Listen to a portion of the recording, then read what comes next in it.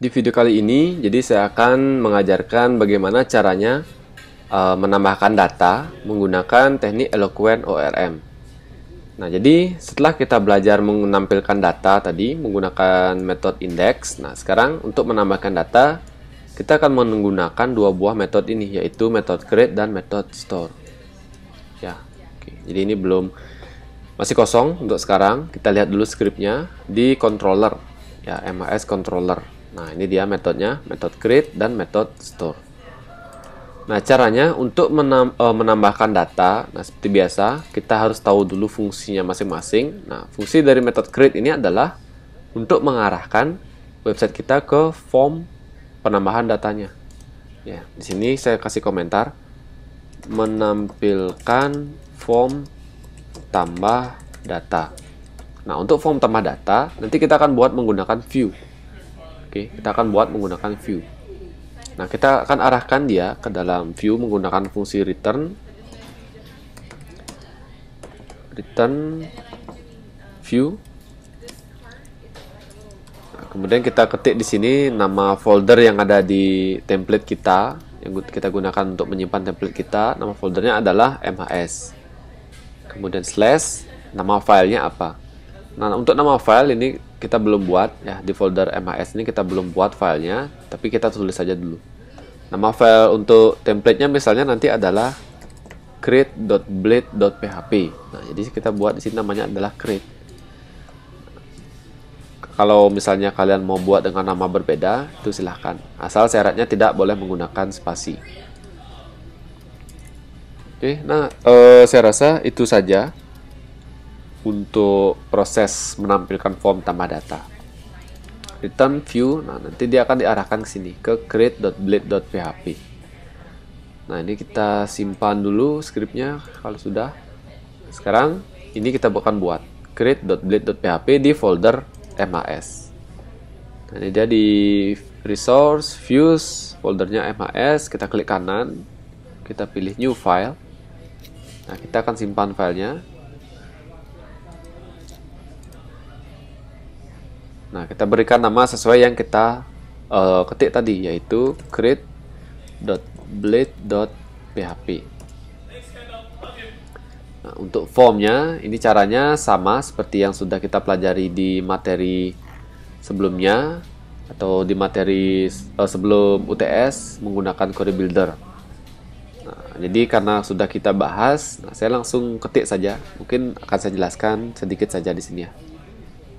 Ini adalah form tambah data mahasiswa. Nah, kemudian saya tambahkan formnya di sini. Form. Kita tambahkan metodenya. Kemudian kita tambahkan action. Metodenya kita pilih di sini menggunakan post.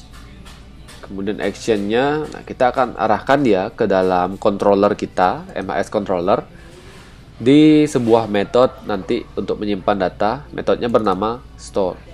Ya, ini dia metode store. Kita akan arahkan ke sini. Caranya adalah seperti ini. Action, nah, kurung korawal buka 2 kali dan diakhiri dengan kurung korawal tutup 2 kali. Kemudian kita masukkan fungsi root. Kemudian tanda kurung. Nah, kita tambahkan menggunakan tanda petik di sana nama metode yang akan kita tuju. Jadi kita ketik dulu nama routingnya, yaitu MAS. Kemudian dot. Nah, baru kita ketik nama metodenya, yaitu store. Oke, caranya seperti itu. Nah, seperti biasa, ketika kita menggunakan form di dalam Laravel, kita akan tambahkan fungsi csrf_field. Caranya sama juga seperti yang di materi video-video sebelumnya, yaitu kurung korawal buka 2 kali diakhiri dengan kurung korawal tutup 2 kali. Kita ketik sekarang csrf_field. Nah, ini juga fungsinya sudah saya jelaskan di video-video sebelumnya. Oke, nah kemudian baru kita tambahkan untuk inputan apa saja yang perlu ditambahkan oleh pengguna. Nah, sebagai gambaran, nah saya lihat modelnya dulu ya. Ini model yang sudah kita buat.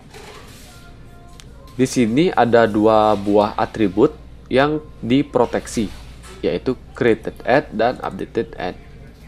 Nah, jadi kedua buah atribut yang diproteksi ini tidak boleh kita isi datanya secara manual.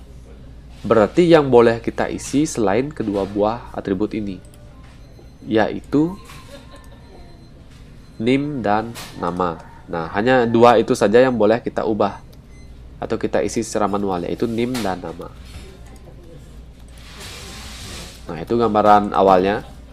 Nah, berarti kan di sini karena yang boleh kita inputkan itu ada dua saja, yaitu name dan nama. Berarti kita harus hanya boleh menambahkan dua input di sini, yaitu name dan nama. Nah, saya gunakan tabel supaya tampilannya lebih rapi.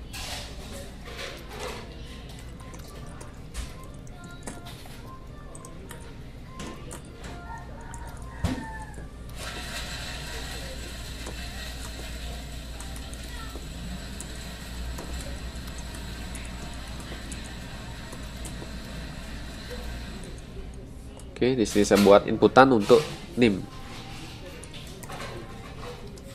Nah, tipenya saya gunakan text, kemudian name, kita tambahkan name-nya di sini, name. Name-nya bebas ya. Nah, tapi di sini saya menggunakan supaya gampang saja, saya gunakan name, huruf kecil semua.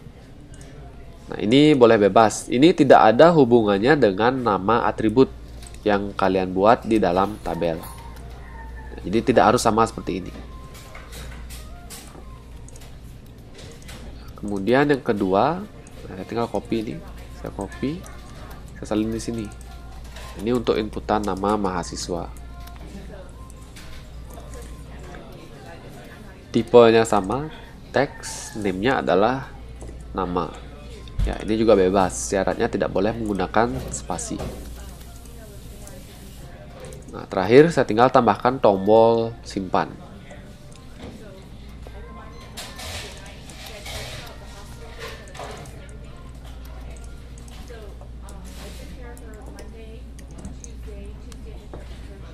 Nah, untuk tombol saya gunakan tag elemen button. Ada button buka tutup. Nah, ini saya sengaja percepat ya supaya lebih gampang. Saya menggunakan autocomplete. Jadi kalian bisa ketik beberapa karakter. Nah, kemudian kalian bisa menggunakan kontrol spasi. Nah, pilih di sini. Nanti akan muncul pilihannya. Atau bisa menggunakan tombol tab. Nah, itu sudah otomatis dia dibuat pembuka dan penutupnya. Ini nanti tombolnya berisi tulisan simpan. Kemudian saya tambahkan di sini atributnya di dalam tag elemen button. Ada atribut tipe. Tipenya saya gunakan submit dan atribut name. Name-nya misalnya btn_simpan. Nah, jadi itu saja karena ini hanya dua yang bisa kita input secara manual, yaitu name dan nama. Nanti saya jelaskan kenapa tidak itu untuk create dan update-nya tidak bisa kita input secara manual. Dan toh nanti kalau kita input secara manual, nanti hasilnya akan seperti apa. Nanti kita akan coba. Nah, ini saya simpan dulu. Kita save. Kita coba lihat webnya. Nah, ini kita refresh. Oh ya, kita belum menambahkan link ya untuk tambah data mahasiswa. Nah, saya tambahkan linknya dulu. Di index.blade kita akan tambahkan link untuk tambah data mahasiswa di sini. Nah, saya gunakan tag elemen A. Saya tekan, bisa menggunakan kontrol spasi, bisa menggunakan tab. Jadi saya arahkan dia ke, nah ini menggunakan fungsi routing juga bisa. Root, alamat routingnya di MAS. Nama dari metode yang akan saya tuju nanti adalah metode create. Nah, untuk menampilkan form tambah data. Jadi saya ketik di sini .create. Nah, ini tulisan nanti di dalam linknya. Tambah data mahasiswa. Nah, misalnya seperti ini. Kalau sudah, seperti biasa, kalian langsung simpan. Setelah itu kita refresh webnya. Nah, sementara tidak ada error. Nah, kita coba dulu. Klik dari link tambah data mahasiswa ini. Ya, saya perbesar. Nah, ini kita coba klik. Nah, ternyata berhasil ya, tampil form tambah data mahasiswa. Nah, ini yang kita buat tadi. Ini yang kita buat tadi menggunakan fungsi blade template. Nah, ini dia. Nah, jadi formnya sudah berhasil tampil, tapi dia belum bisa menyimpan data. Kenapa? Karena kita belum menambahkan script di dalam metode show. Nah, sekarang kita tambahkan dulu ini supaya nanti datanya bisa tersimpan. Nah, di sini kita akan membuat menyimpan data. Bisa fungsi menyimpan data. Nah, ini kita menggunakan fungsi Eloquent ORM. Nah, sedikit berbeda dengan query builder yang kita pelajari sebelum UTS. Oke, nah jadi caranya, nah kita akan gunakan fungsi yang namanya fungsi create. Ya, kalau di query builder itu kan yang kita gunakan adalah insert. Nah, ini sekarang kita gunakan create. Nah, kita ketik dulu nama modelnya. Nah, kalau lupa nama model yang kalian gunakan itu apa, kalian scroll paling atas. Nah, bisa di scroll paling atas. Nah, di sini terdapat nama model yang sudah kalian tambahkan. Ya, use app /tb_mhs. Nah, berarti tb_mhs ini adalah nama model yang saya gunakan. Nah, kalau sudah tahu berarti kita ketik di sini. Oh, sorry, tadi saya salah menaruh ini ya. Seharusnya di store. Nah, di sini di store. Tadi nama model yang saya gunakan adalah tb_mhs. Titik dua kali, kemudian kita ketik perintah create. Nah, di dalam perintah create ini kita akan menginputkan data. Caranya menggunakan ini, kurung buka tutup, kurung biasa diakhiri dengan tanda petik. Tanda titik koma. Nah, kemudian di sini kita tambahkan di dalam tanda kurungnya menggunakan tanda kurung siku, buka dan tutup. Kemudian kita tekan enter, kita rapikan dulu ya jaraknya. Nah, seperti ini misalnya, baru kita inputkan ke masing-masing atribut. Nah, kita akan inputkan ke masing-masing atribut. Oke, nah langsung saja mulai dari atribut yang pertama. Nah, untuk atribut, silahkan kalian hafalkan dulu nama atribut kalian yang ada di tabel yang kalian gunakan. Nah, di sini ada name, nama, created add, dan updated add. Oke, setelah kalian tahu atribut atau nama-nama atribut kalian, baru kita ketik di sini. Yang pertama ada name. Name sama dengan tanda lebih dari seperti tanda panah.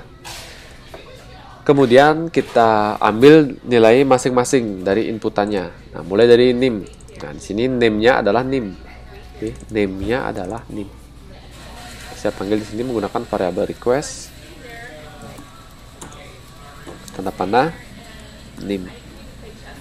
Nah, kemudian koma, karena di setelah ini ada lanjutannya, berarti kita tambahkan koma. Nah, lanjutannya adalah atribut nama. Variabel request nama. Sekarang untuk nama ini name-nya adalah nama. Name-nya adalah nama. Saya buat di sini nama. Nah, kemudian yang ketiga dan keempat. Nah, karena di sini tidak ada inputan. Nah, karena dia sudah diproteksi ya. Nah, di modelnya memang kedua ini sudah diproteksi. Jadi create add dan update add-nya ini kita isi nanti di sini. Nah, isi langsung saja. Create add-nya berarti saya isi dengan tanggal sekarang. Oke, saya menggunakan fungsi date yang ada di PHP. Nah, formatnya bisa, ini harus sesuai dengan format SQL, yaitu database manajemen sistemnya yang kita gunakan. Jadi format standarnya adalah tahun, strip bulan, strip tanggal, spasi, jam, titik 2 menit, titik 2 detik. Seperti itu standarnya. Nah, ini seperti yang sudah kita pelajari. Nah, ini fungsinya. Dan sudah saya jelaskan di materi tentang seeder. Nah, kalau lupa bisa dilihat lagi ya. Untuk seedernya itu, nah saya perlihatkan di sini. Nah, ini dia. Ini sudah kita pelajari juga. Nah, jadi sama seperti itu. Untuk yang terakhir, ini atribut updated add, nilainya juga sama. Oke, updated add, nilainya juga sama. Oh sorry, ini terakhirnya bukan titik koma tapi koma. Nah ini tidak. Oke. Nah itu saja untuk proses penyimpanan data. Nah kemudian jika data berhasil disimpan, nah ini sama. Cuma ini saja yang bedanya dengan yang query builder. Kalau yang Eloquent, nah caranya seperti ini yang kalian lihat sekarang. Nah kalau di query builder kemarin, nah kita coba lihat query builder.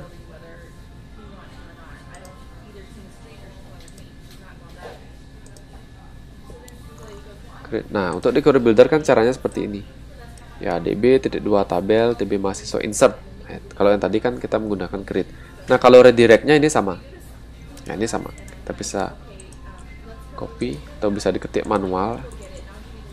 Nah kita setelah data tersimpan, jadi kita akan redirect ke halaman index.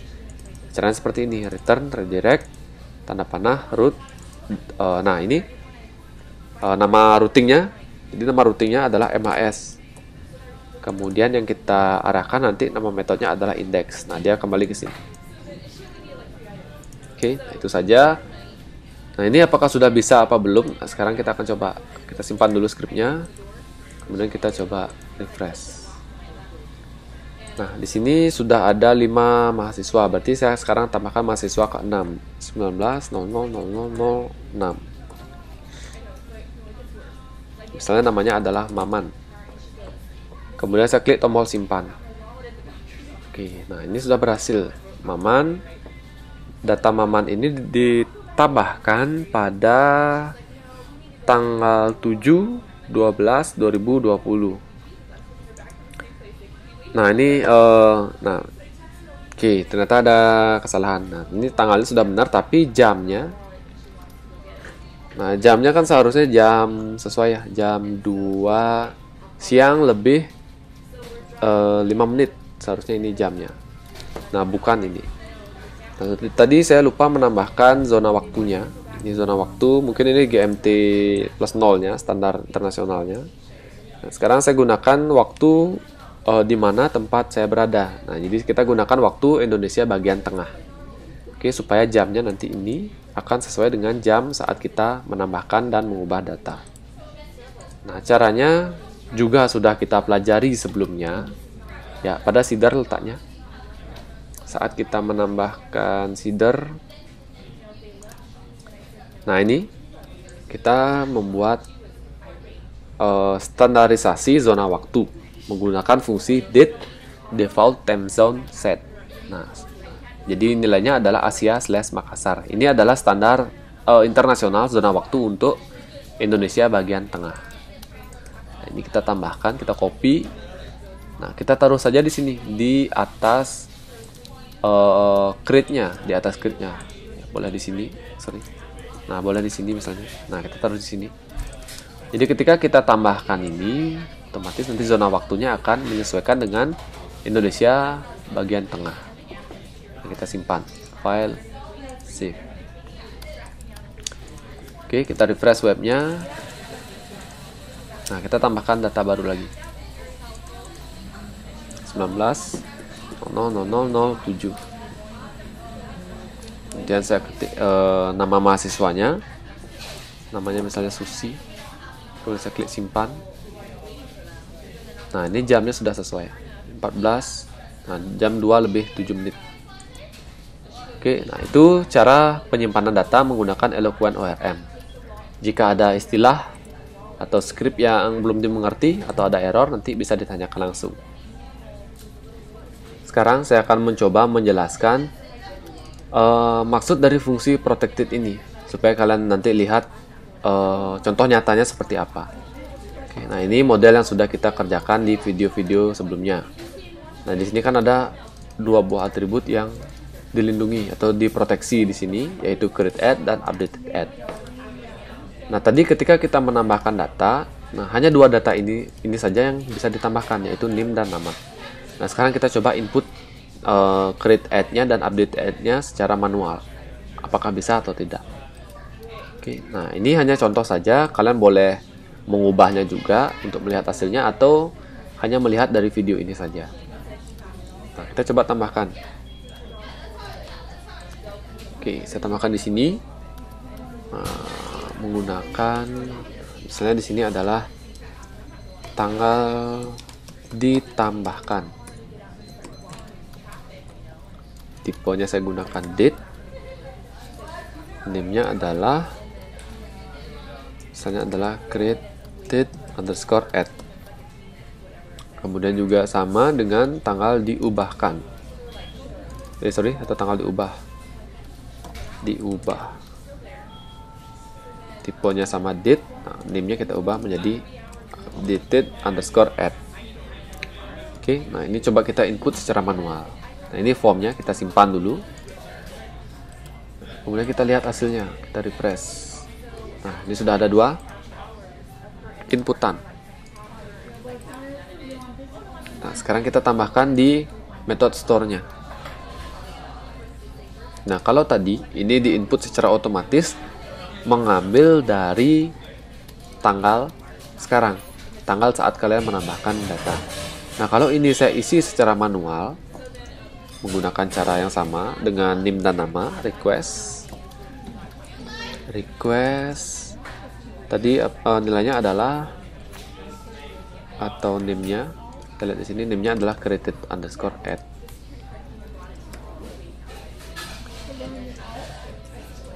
Kemudian ini juga sama, kita akan ubah menggunakan inputan manual, request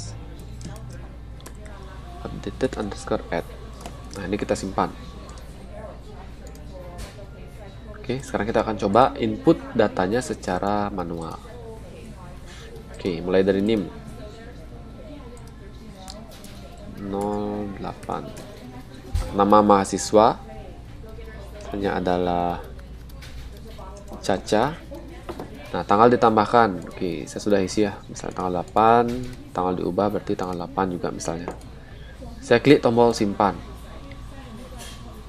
Oke, nah maka apa yang akan terjadi di sana?